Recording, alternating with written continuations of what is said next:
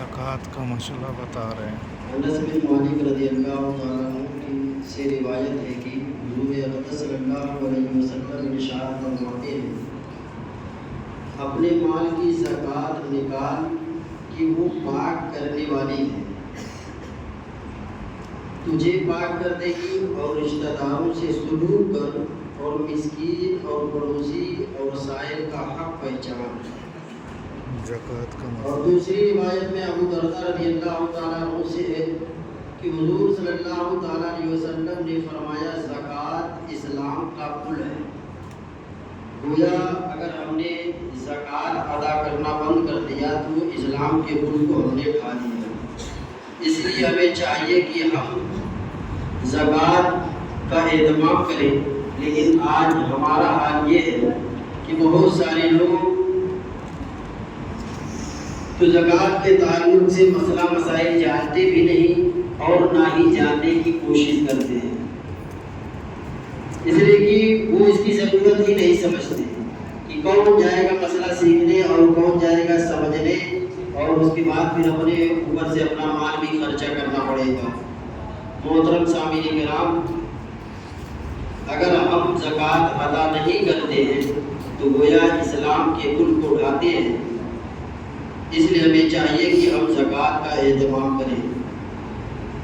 اب سائل یہ سوال کرتا ہے کہ کیا فرماتے ہیں علماء دین و مفتیان شرع مدین اس مسئلہ کے بارے میں کہ زکوٰۃ فرض ہونے کے لیے نصاب کی کیا مقدار ہے، یعنی نصاب جو بتایا گیا ہے اس کی مقدار کیا ہے، کتنی مقدار میں نصاب ہمارے پاس ہو جائے تو زکوٰۃ ہمارے اوپر واجب ہوگی۔ تو جواب میں ارشاد فرماتے، زکوٰۃ فرض ہونے کے لیے حاجت اصلیہ کے علاوہ 7.5 تولہ سونا یا 52.5 تولہ چاندی ہو، یا 52.5 تولہ چاندی کی قیمت کے برابر سامان تجارت ہو، جب اس پر سال گزر جائے تو زکوٰۃ دینا واجب ہو جائے گا۔ یعنی کسی کے پاس 7.5 تولہ سونا ہو، یا 52.5 تولہ چاندی ہو،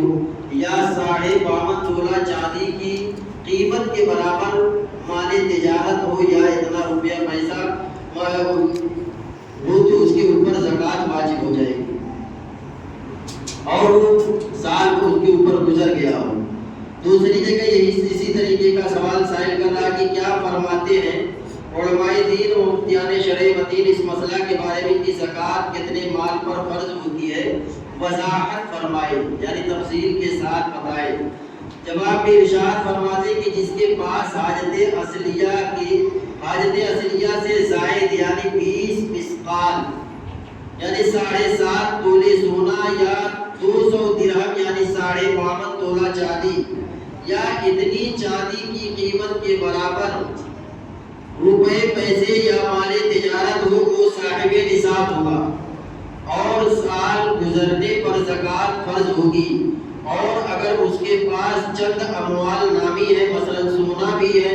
اور رقم بھی ہے، لیکن دونوں کو مقدار نصاب سے کم ہے،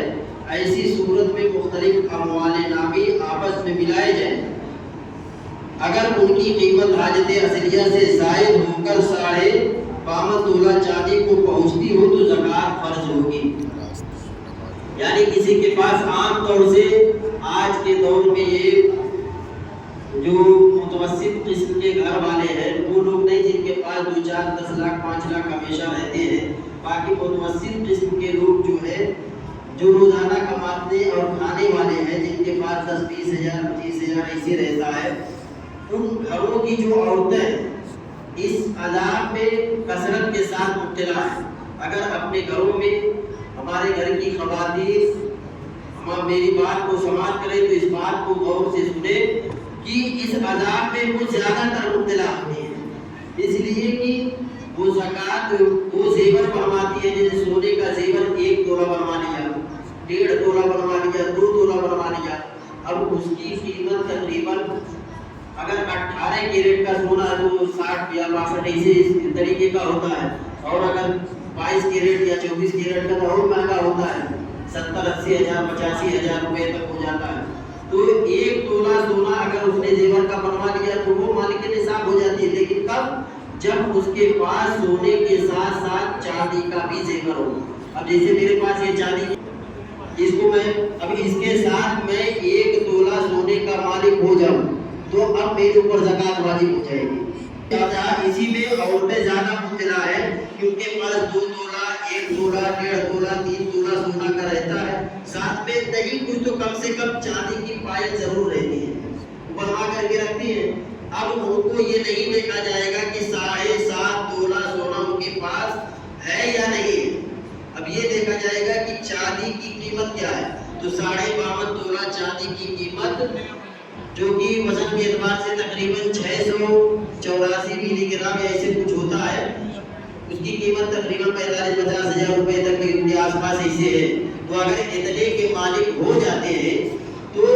اب 1 تولہ سونے کی قیمت 80 60 75 80 اتنا ہوتا ہے، اور اس کے بعد 2 تولہ سونا بنوا کر کے رکھیے، اور 1 تولہ جو ہمارا نصاب ہے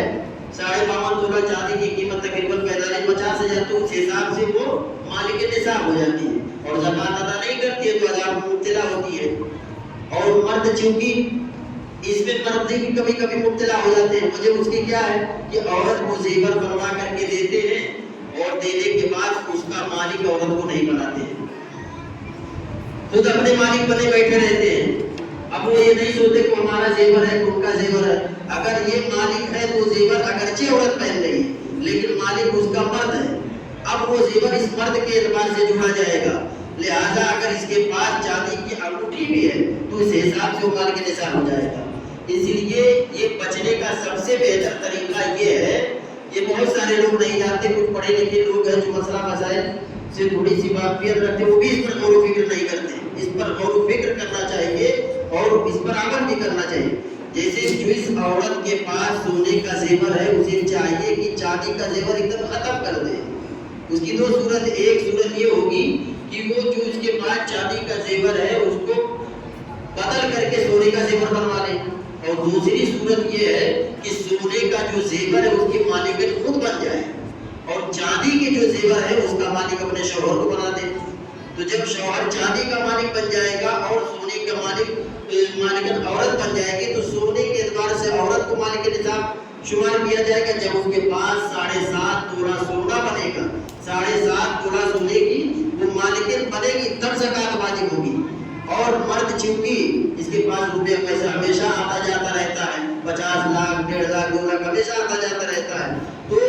اب اس کے اوپر زکات نکالنا آسان رہے گا. لیکن کم پیسہ لگے اور یہ آنے جانے کا معاملہ اس کے پاس زیادہ رہے گا، اور لیکن اس پر عمل نہیں کر پاتی. اس کی وجہ سے عورتیں اس عذاب میں زیادہ مبتلا ہیں. اس لیے جب بھی وہ زیور بنوائیں تو اس بات کا لحاظ رکھیں کہ چاندی اور سونے دونوں کا مکس زیور نہ بنوائیں کہ کچھ زیور کے چاندی کے ہو کچھ زیور سونے کے ہو، بلکہ وہ ایک ہی دھات یعنی سونے کے ہی زیور بنوا کر کے رکھے تاکہ سونے کے اعتبار سے 7.5 تولہ تک ان کو رخصت مل جائے.